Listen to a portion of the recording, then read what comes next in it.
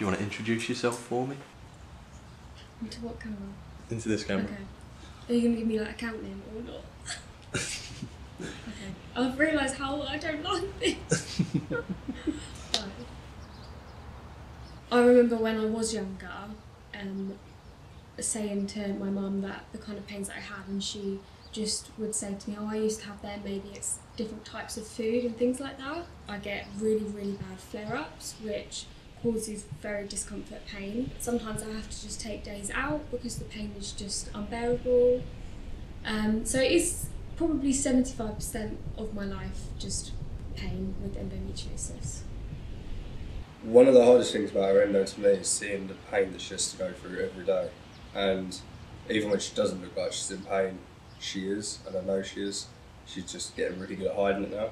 So it took a good 7 years for me to be diagnosed, and it was a very long process. Being diagnosed, it got cancelled twice, my surgery, so I was having to wait months and months, and I built myself up ready to kind of hear the bittersweet news of, oh, this is what you have. And it would kind of be taken away from me. So definitely between them months, I wouldn't want to leave, I wouldn't want to make plans.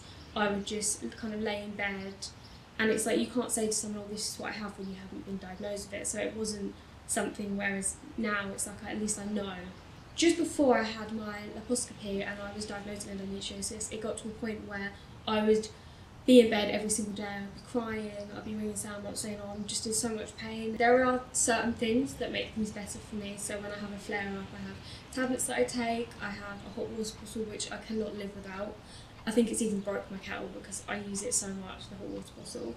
So I guess it was Sam, my partner, the first person I told, because he is pretty much affected by it as much as I am, because he has to see me go through it. And that was quite hard because it was like, okay, well, at least we know what it is. Like I said before, bittersweet. It's like, you know what it is, but there is no cure, and this is the long list of things that come with it. Yeah, it's horrible to see someone like that you care so much about in that much pain, and you can't. Well, you can try and do stuff, but you know that what you're doing isn't really going to help a lot. I remember when I went to see a specialist and I was with my mum, and he said, oh, you know, you're 20, maybe, you know, you might want to try for kids now, so you're closer to, you know, realising whether you can have them or not. And I just thought, I'm 20, I don't want to have a kid now, and I don't want to let endo kind of take over that part of my life of thinking, right now I've been told I might not be able to have kids, I should try now. But yeah, it's definitely upsetting thinking that it's something that's might take something away from me that I've always wanted. It's not something you think that you'd ever have to deal with, but I don't think anyone ever does. And yeah, when I sort of learned a bit more about it and that endo can stop you from having kids, it was hard at first, but ultimately I want to be with Lily for Lily, and if that's part of what comes with it, then that's how we deal with it. Whether that is going through IVF or adoption or whatever, then yeah, that's just how it is now, and that's okay. I mean, I have thought about it. It's obviously really sad. And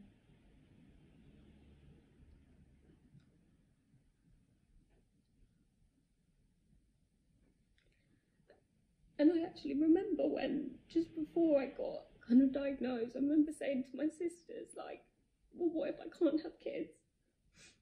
And I remember one of them, Poppy, who's like the middle one, she just said, well, if you can't, then I'll carry your child. And I just thought, well, I'm so grateful to have this family around me that support me so much to even like say that. So I guess I'm luckier than other people.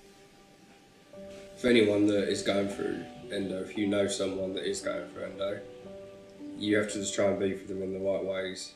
That you just got to remember they're in excruciating pain and they can't deal with it. And although you're trying to help them, you are trying, it still won't be enough to help them. So you've just got to do everything you can to make them feel a bit better about themselves.